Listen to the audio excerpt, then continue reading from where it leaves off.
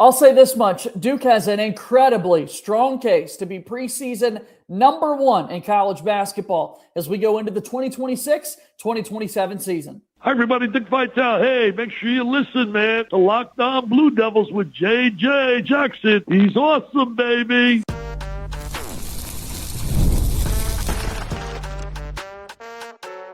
You are Locked On Blue Devils, your daily podcast on the Duke Blue Devils.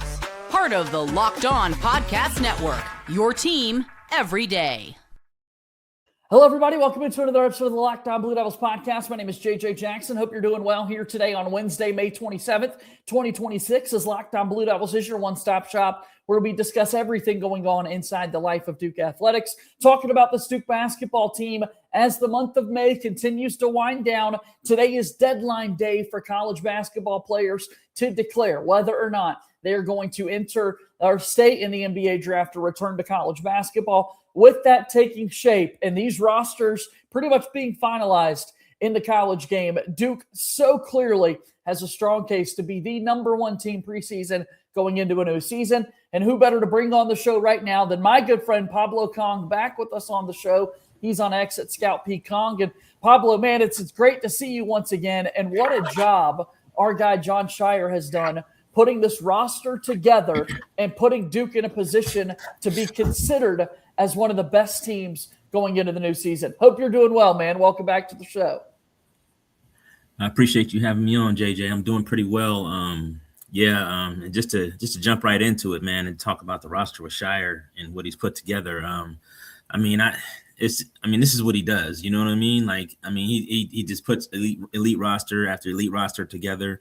I have no doubt in my mind that this team will be very, very good, and I'm just looking forward to getting it going, man. I'm excited for the season. I know you are. Yeah. You count down the days at this point, and we've got a ways to go, but at least K Academy has now started this week, which means that we will be able to see more and more guys arrive on campus. We'll start to get a look at these guys around the facility and in Duke uniform and really get some runs in before official practices start up and that sort of thing. That's always what we hear each and every year, this time being so important for the guys to build that cohesion.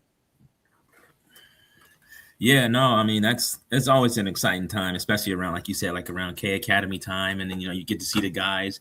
I saw some pictures come out yesterday and, a bunch of people talking on the internet about who's there and, just excited to see everybody.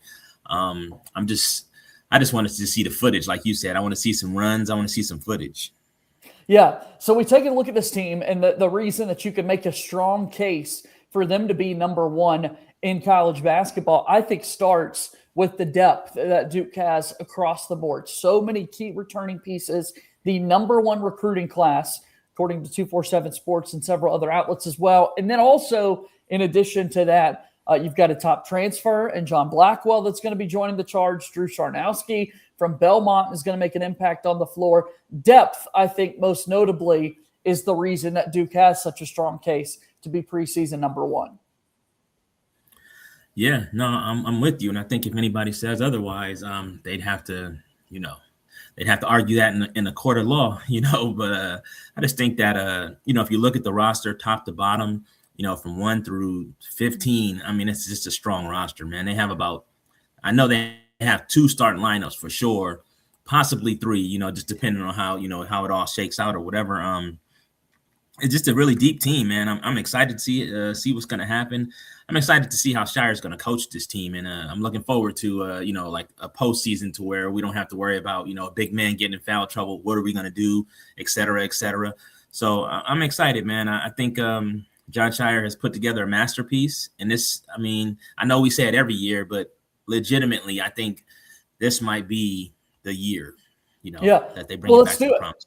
Let's get to the nitty-gritty. We've talked about the depth. Let's get into the front court specifically, because I'm right there with you. Last season, you take a look at the front court that Duke had been able to put together. When you talk about Cam Boozer and Pat Ngongba and Malik Brown, those 3 guys, if somebody's in foul trouble, you're asking more of the other guy. Big Pat had his injuries that you're going through and trying to figure out how all of that comes together. Now, specifically within that front court, Duke's in a great spot, given that Pat, who is expected to be maybe even a preseason All-American going into the year, is back. You've got Drew Charnowski transferring into the program. Then you've got a young core of big fellas set to join the team. When you talk about somebody like Cam Williams and Joaquim Boumtje-Boumtje, and then Max Meyer, the 7-footer by way of Canada. I mean, the depth in the front court all of a sudden, now a luxury, when last year it was more of a concern. Yeah, no, I think, I think with Jon Scheyer, I think he just adapts. He learns and he adapts, and he does it really quick, on the fly. One thing, obviously was the depth in the front court last year. While we had very elite pieces in the front court, all it took is for an injury, to derail the season. And we saw that happen. So just like you mentioned, with all the guys that we have, Charnowski, JBB, Boumtje-Boumtje, Big Pat. I was about to say Cam Williams, that is. It's going to be fun, man. I think, they all bring something different to the table and they all could back each other up. I think it's just, it's just going to be one of those things where it's like, hey, just he throws these guys out there. If you get in foul trouble, if you're not having a good game, hopefully the next guy to come in, can have a good game or whatever. And it's a bunch of skilled guys too, a bunch of guys who could shoot, pass, dribble, make plays. So that's Jon Scheyer's type, that's the type of big man he likes, I think he did answer the question with the, it's like we didn't have a lot of bulk up front, besides Cam Boozer and Big Pat, whoever came in for them, which was Malik, was a little on the thin side, even though he's an elite defender. I mean, he couldn't guard guys like the center from UConn, and now I think stuff like that, it's not going to be, we're not going to have any issues. I think that's going to be a strength of ours now, not only we have skilled guys, but we have the bulk, we have the athleticism, we have the skill. So, yeah. Going to be important for everybody to continue to put in work on their body over the course of this season. Obviously, it'll be the second year that Duke's working with Preston Green as their strength and conditioning coach. When we look at the front court in particular, I mentioned Pat Ngongba and how special of a player he's been throughout his career. Going from a freshman behind Kaman Malawach and coming in from time to time and really being impressed with what we saw from Pat. And in this past season, statistically, analytically, he was top 10 in some respects in the entire country when you look at true impact on the floor. I think that's going to be the case once again as he gets more comfortable. Now you're looking at Pat Ngongba, the leader amongst the group of key front court pieces for Duke. Yeah, I wouldn't say it's a make or break year for him because he's only going to be a junior. But I think this is the year where you see, or you would hope, that Pat Ngongba is just dominant, in every facet of the game. You know what I mean? I think it's a reason why, with his skill level and what he brings to the table, there's a reason why if he would have stayed in the draft, he definitely would have been drafted kind of high. You know what I mean? I think he would have been top 25 at least. But it's great to have a talent like that back at Duke for everything that he brings to the table with elite passing, rim protection. He's got those big, long arms and he has the bulk. He can score inside and he really has really, really good hands. So we're going to expect a lot from Big Pat. I think John is going to expect a lot from Big Pat. And I think just the Duke faithful as a whole is going to expect a lot from Big Pat. So he needs to deliver this year for sure. The front court's going to be so key for what Duke wants to do in this 2026-2027 season. But I said one of the reasons you can make a strong case for them to be preseason number one is the depth as a whole. We haven't even talked about the backcourt and those wings. Absolutely loaded all around. So we'll dive into that after we take our first time out here on today's show.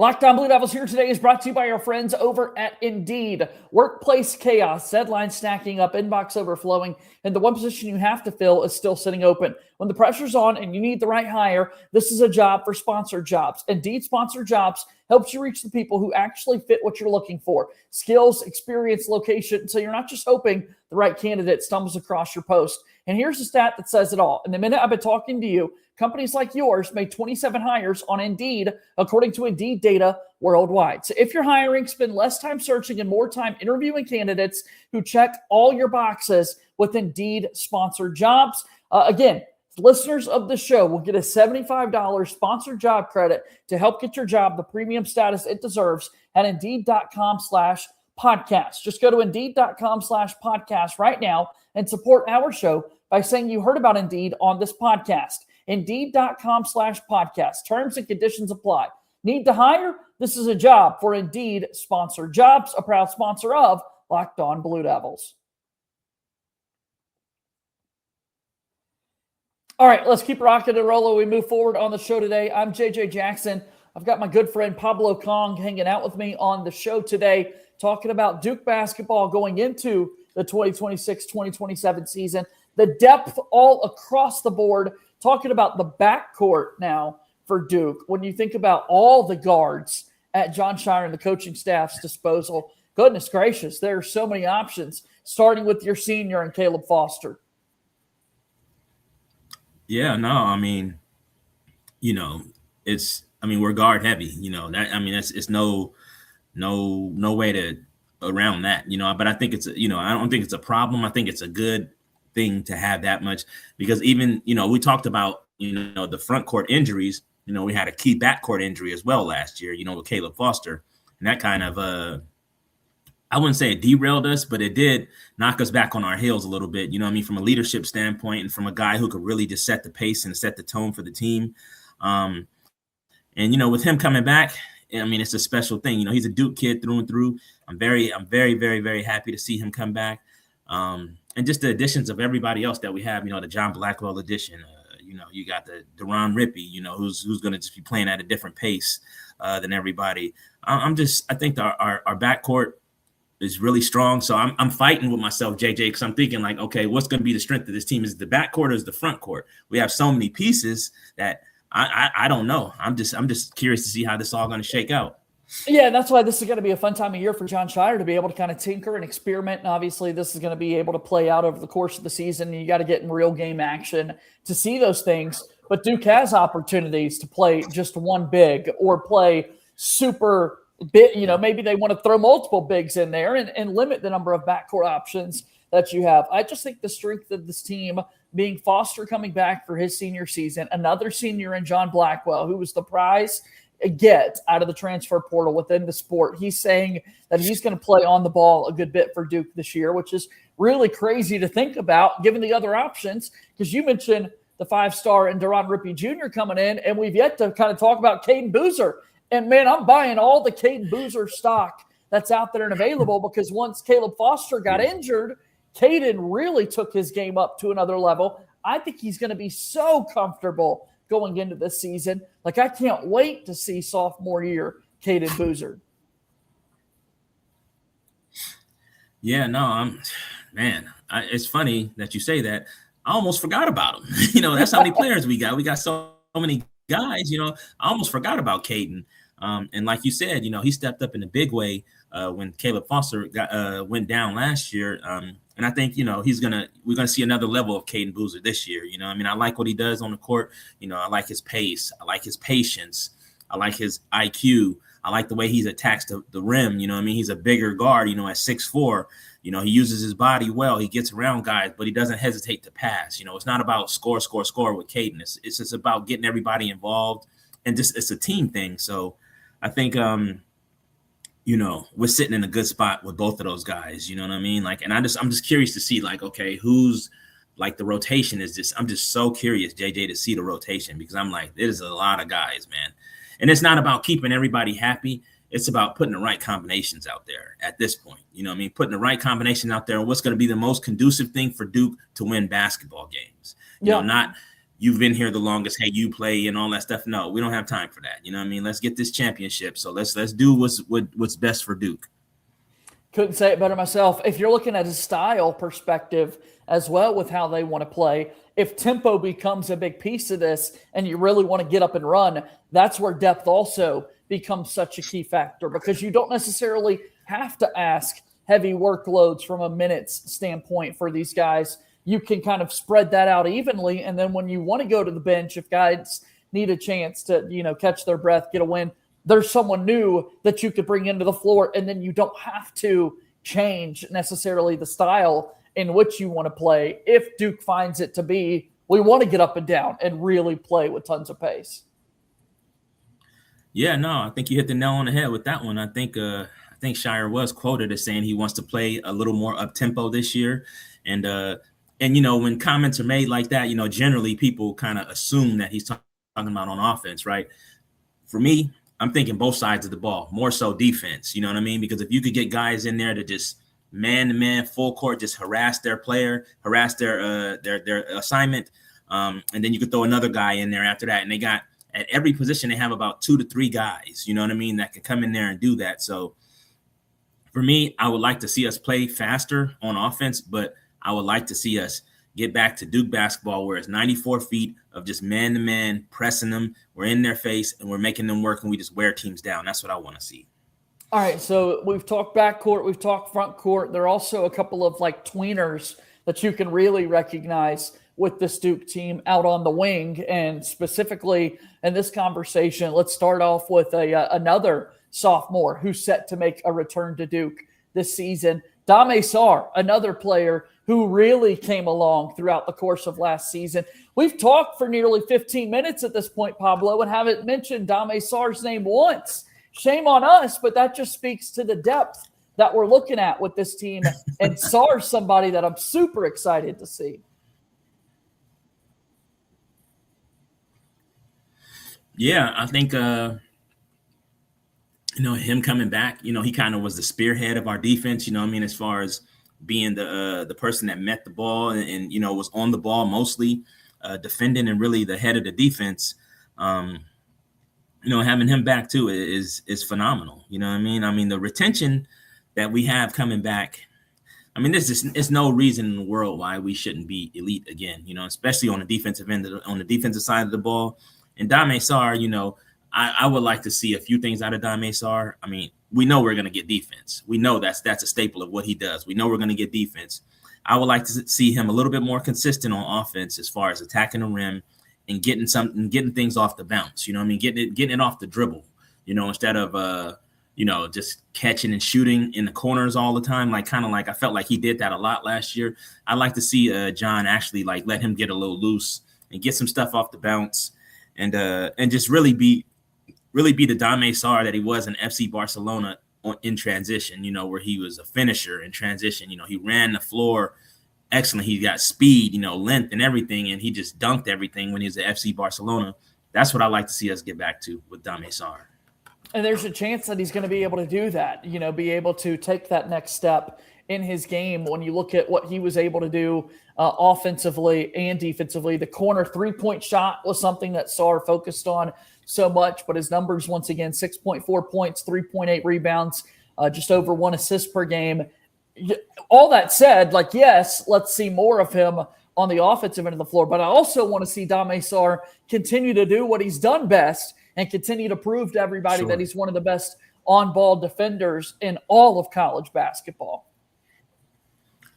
Oh, yeah, for sure. I definitely don't want to see him drop off from anything that he did last year. I would like to see him, just build on that, just kind of expound on that and just build on that, because he's a better offensive player than he actually showed last year. And he still was really good for us, So that's saying a lot, So I think that, as far as his ceiling, he hasn't hit anywhere close to his ceiling. So, and he's still very young. I think he has another level he can get to in college, but in the NBA, he can get to another level. So we don't need a 3-and-D Dame Sarr. What we need is a wing scorer Dame Sarr. That's what I like to see. Yeah, I can't wait to kind of see those steps that he takes forward in his game. All right, last kind of couple of names we need to highlight real quickly before we take our final break of the show today. How about Sebastian Wilkins, who's set to come and enter the fold after redshirting as a true freshman. And then Bryson Howard, another player who surged in the high school recruiting rankings, finishing as a top 20 guy within his class. But Sebastian Wilkins and Bryson Howard, they're going to make a huge impact in practice for Duke this season. And then all of a sudden they're going to be like, wait a minute, I want to play. I want to be able to contribute as well on the floor. Yeah, Sebastian Wilkins, he's an interesting one because I'm not really sure, where he fits. Talented. Of course, he's talented, very talented, a 4-star guy coming out of high school, super talented. He could play the 3 or the 4. So I'm not sure where he fits with this team because they're so deep, but I'd definitely like to see him get some minutes. He could swing him over there at guard or whatever. And, if you want to run a big lineup, you could throw him out there or whatever. So I'd like to see, and I think these guys are going to be fighting for minutes, and it's going to start in practice. But yeah, that's that's how I feel about Wilkins. But as far as Bryson Howard, a 5-star kid, I think he's a 4-star now, but super talented, man, super talented, and I think he's going to be a good one for Duke. I think we'll see quite a bit of minutes for him. I'm pretty sure he'll play a lot. Probably play behind John Blackwell, back him up. But lefty, athletic kid, a scorer. Really good kid, really cerebral kid, really high IQ, plays with pace. I really want to see what John does with everybody, but it's really interesting with Sebastian and Bryson, because it kind of like, if you think about it and you think about the roster, it's like, okay, where do they fit? It's like you got to find them minutes now. So it's going to be I think this is going to test Jon Scheyer a lot as far as what he wants to do. So we'll see what happens, but I'm excited for all of these guys. Yeah, I think it's going to be the makings of a great season for Duke basketball, and it makes things more difficult when you think about, okay, what's after this year, because the team's always forward thinking. It's a heavy time of year for 2027 recruiting, and we'll start to kind of talk about those things and wrap up our conversation when Locked On Blue Devils continues here in a moment.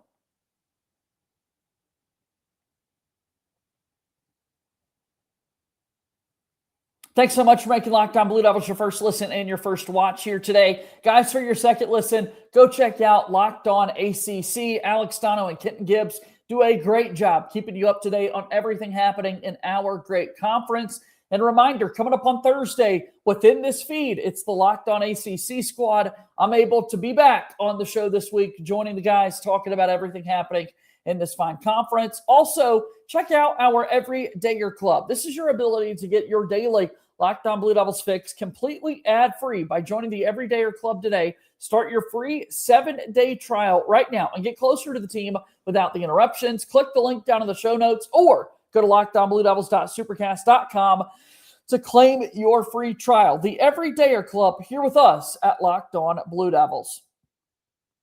All right, last segment today. Pablo Cong's hanging out with me. Follow him on X at ScoutPCong. And Pablo, we're talking about Duke basketball building the squad in a case to be the number one team preseason. This time of year also means the coaching staff has to focus a little bit on their 2027 recruiting board. We've seen a couple of guys out there getting offers in the likes of Beckham, Black, and Kager, Knueppel. I can't wait to kind of see those chess pieces be put into place as Scheyer looks at building out his squad moving forward.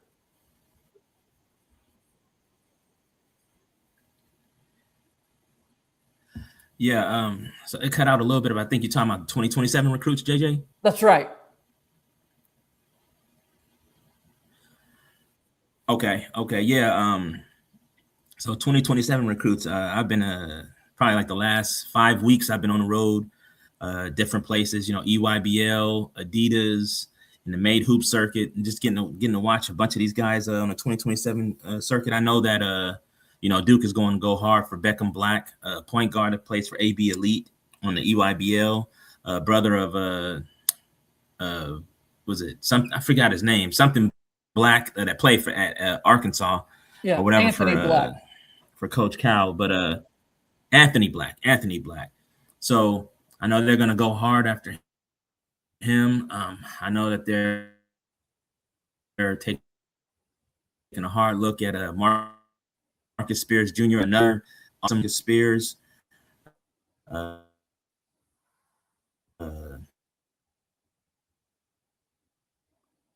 Yeah, we'll get those connection issues sorted out with Pablo Cong here on the show.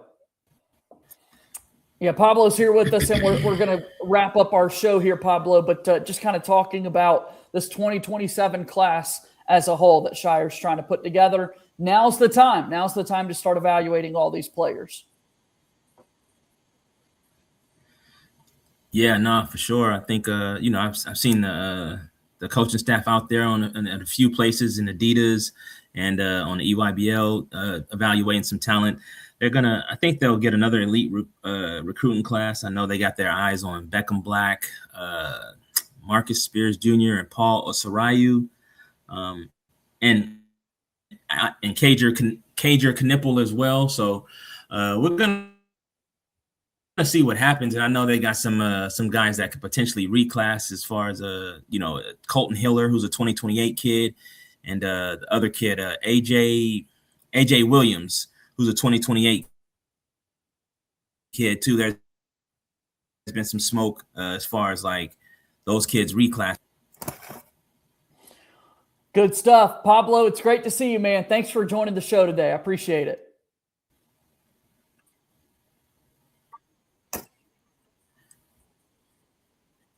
You as well, brother. Thanks for having me.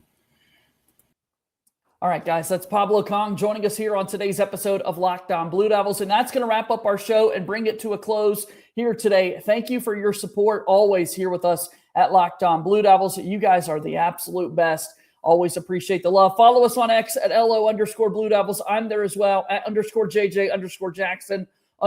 Be sure to follow and subscribe to us on YouTube for free, wherever it is that you get your podcast. As always, go Duke. I'll talk to you tomorrow. My name is JJ Jackson. Thank you and good day.